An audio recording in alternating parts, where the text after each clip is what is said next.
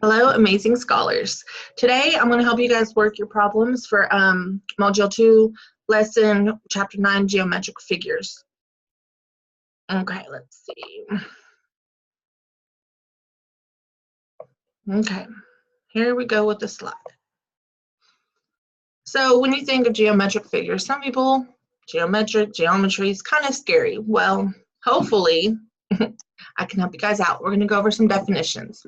So the first definition we're going to talk about is vertical angles, which are opposite angles made by two intersecting lines.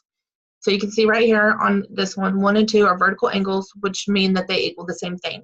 Similar angles will equal the same, congruent will have the same degree measurement, and same with corresponding. Our next definition is complementary angles. Now, two complementary angles add up to 90 degrees. So in our picture, A plus B is equal to 90. And then we have supplementary angles. Supplementary angles are when two angles add up to equal 180 degrees. So let's get started. Since we've covered these definitions, let's get started with our homework. All right, here's our first problem. We have two parallel lines, line 1 and line 2. And then we have these other ones, and they want us to find the angle measurements of 1 through 12. Now, if you see here, they've already given us two angle measurements, right here, 63 and 61. And if you notice, 63, 61, and angle 7 here make a triangle. A triangle, the interior angles of it will equal 180 degrees. So let's start with finding angle 7. To find angle 7, you subtract 63 and 61 from 180, which is going to give you a total of 56. So we know that angle 7 is 56. All right, our next one we're going to go with, we might as well start with angle 1, start from the beginning. Angle 1 and angle 7 are called corresponding angles. And if you remember from just before, corresponding angles are going to equal the same. So we know that angle 1 will be 56 since it corresponds with angle 7. Okay, these kind of my favorite ones to do, vertical angles. So angle 2 right here and angle 63 are vertical angles. So they equal the same. So angle 2 will be 63.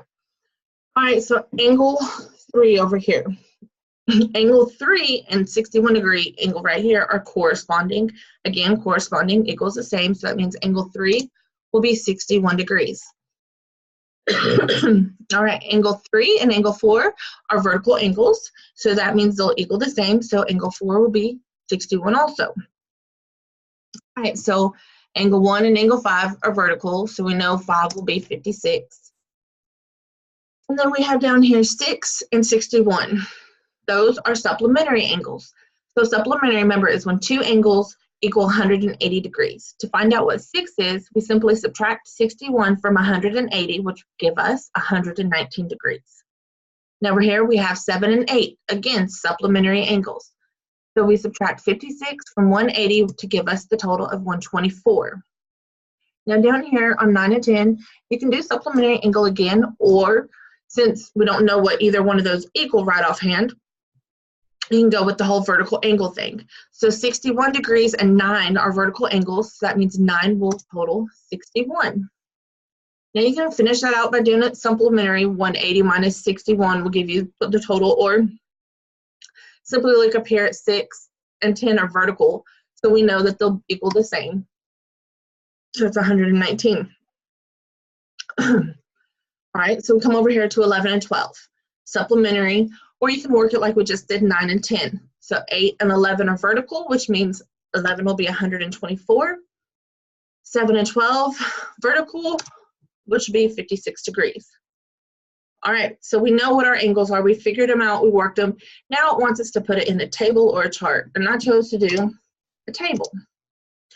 And here you go, here's our list that we just figured out on this last diagram of our angles that are similar, or vertical corresponding angles, which would be similar. Our supplementary angles, I went ahead and put 9 and 10 and 11 and 12, even though we didn't figure them out supplementary wise, but you could have. If you notice, there's no angles whatsoever in our complementary. That is because we had no complementary angles. Remember, complementary is where two angles equal 90 degrees. We had no 90 degree angles. All right, that's it for that problem.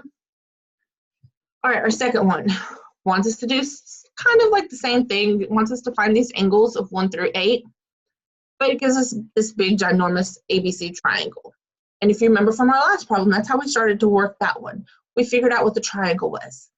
So remember, a triangle, the interior angles of a triangle are going to equal 180 degrees.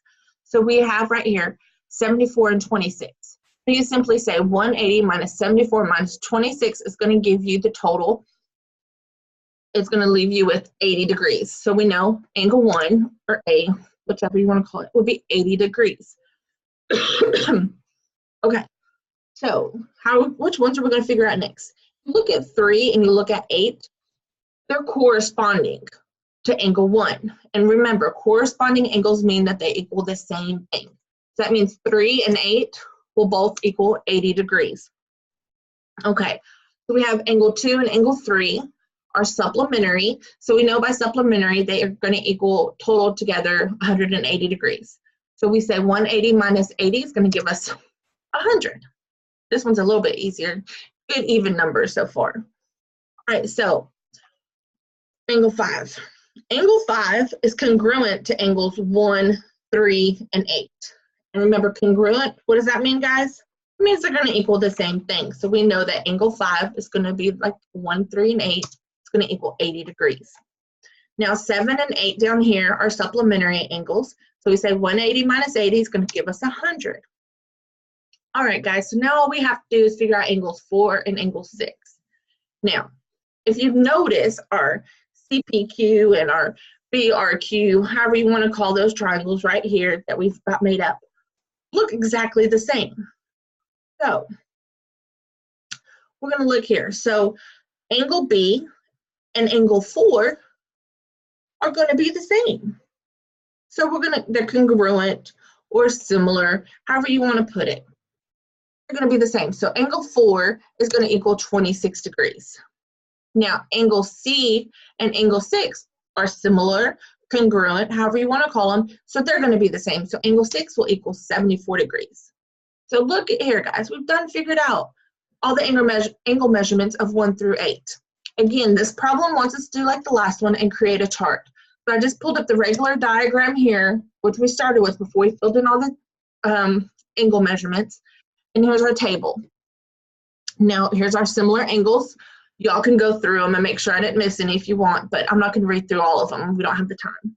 And here's our supplementary ones. And again, if you notice, there are no complementary angles in my table because we didn't have any two angles equal 90 degrees. So there are no complementary angles in this problem. All right, let's move to the next one. All right. Here we go. This one is actually one of my favorite ones. So it wants us to find the measures of this concave polygon right here. You may be thinking to yourself, how do we even start with this? How do we figure this one out? Well, bear with me and I'll hopefully help you get where you like this problem too. Okay, so we need to figure out how many sides this concave polygon is. So we know we have 1, 2, 3, 4, 5, 6, 7, 8. So there's 8 sides to this polygon. We're going to need that for the formula that we have to figure out what the interior angles of this concave polygon are going to equal. So here's our formula, like I was just telling you guys. So n minus 2 times 180 degrees is going to give us the total of all the interior angles. So n stands for the number of sides of the polygon. So we counted 8. You just plug that in for the n variable. So we have 8 minus 2, which gives us 6, times 180 degrees is going to give us 1,080 degrees.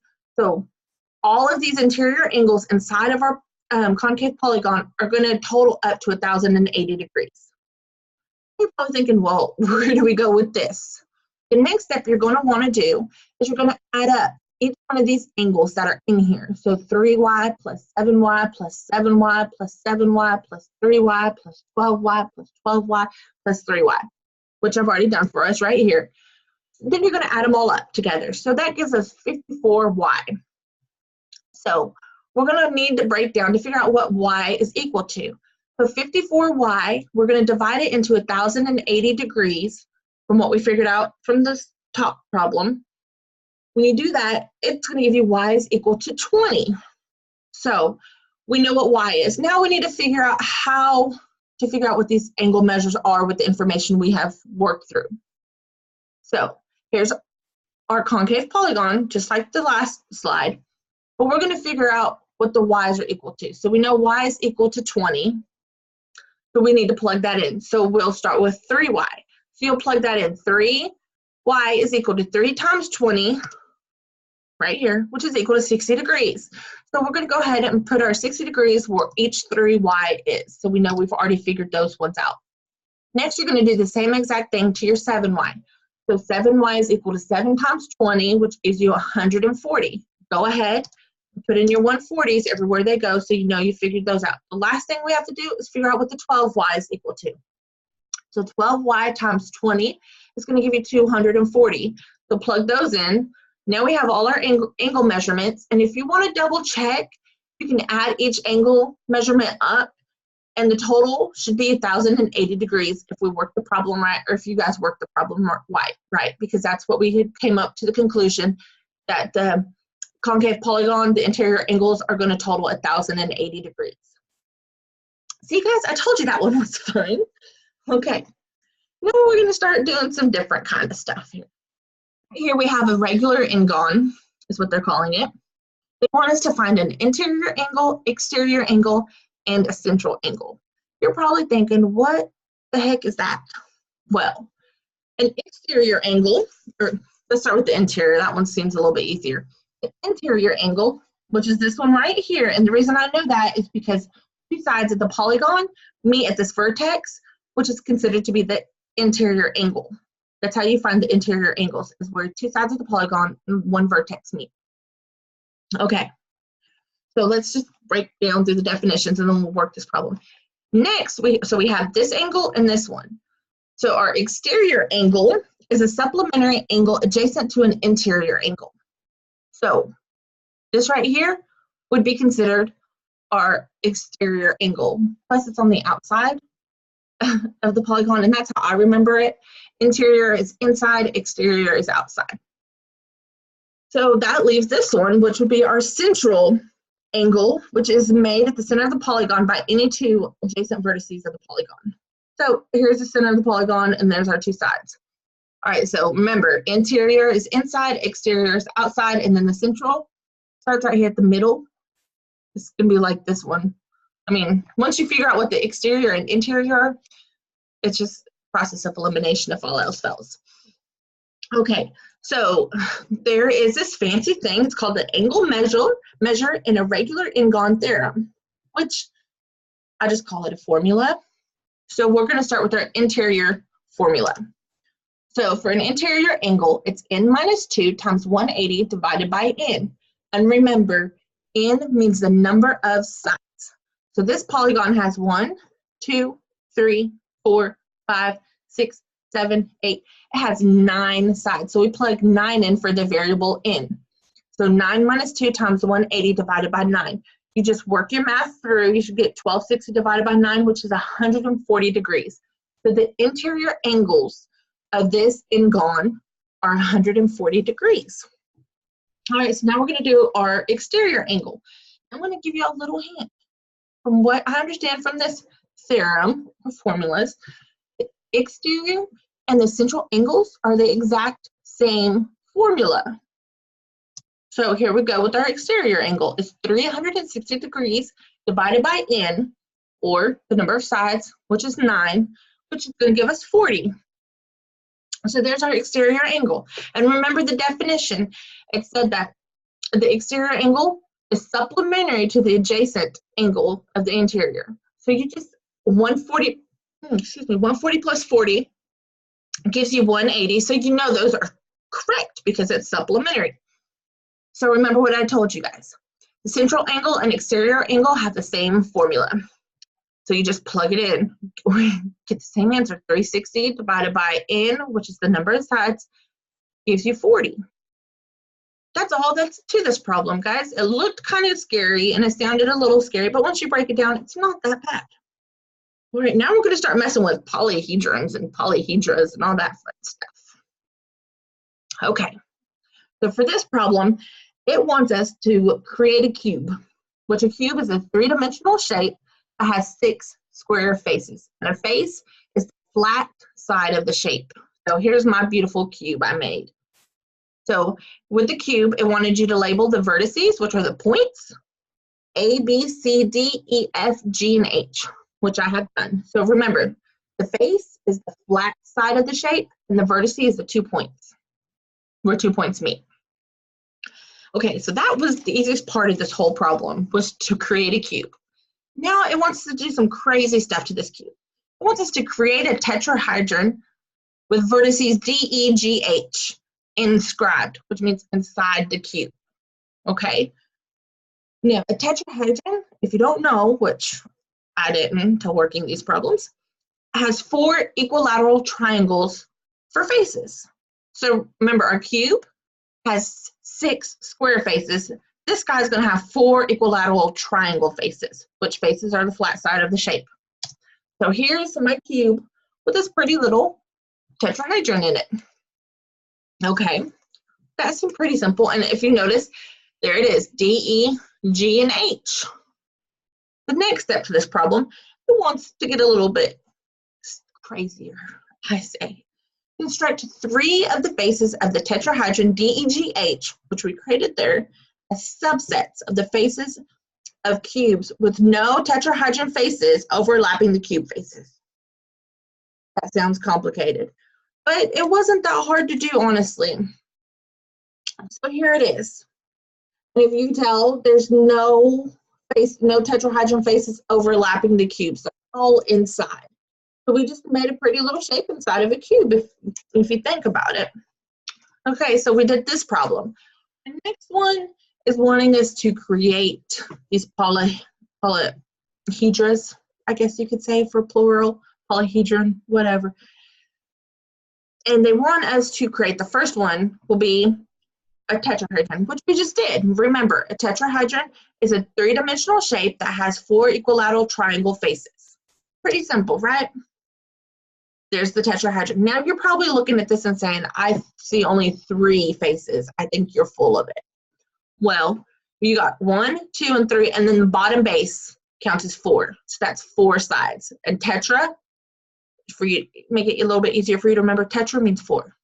So 4 equilateral triangle faces. So there's 4 faces to it.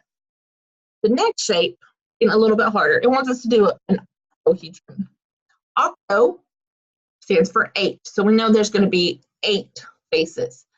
Just any kind of faces. They want us to have 8 equilateral triangle faces. So here's that pretty shape. And you double check every time you do a shape. Make sure you got all the right amount. So we have 1, 2, 3, 4, 5, 6, 7. And again, the bottom is 8. So there's 8 equilateral triangle faces. Now this next one, I don't know if I'm saying it right, so bear with me. Octahedron, I don't know. This one's complicated. This one took me a little while to figure out how to draw it. But this one is going to have 20 equilateral triangle faces. You heard me right. 20. Yeah. So here's my pretty little shape I came up with 20 equilateral triangle faces. Let's count to double check and make sure we made it right. 1, 2, 3, 4, 5, 6, 7, 8, 9, 10, 11, 12, 13, 14, 15, 16, 17, 18, 19, and then the bottom makes 20. There we go. We did it. We made 20 equilateral triangle faces on this shape. All right, guys. So that's all. That's all I have for my PowerPoint for this lesson. I hope this has helped you guys with your geometric figures. I hope it's made it a little bit less scary. And thank you guys for watching. Hope you have a good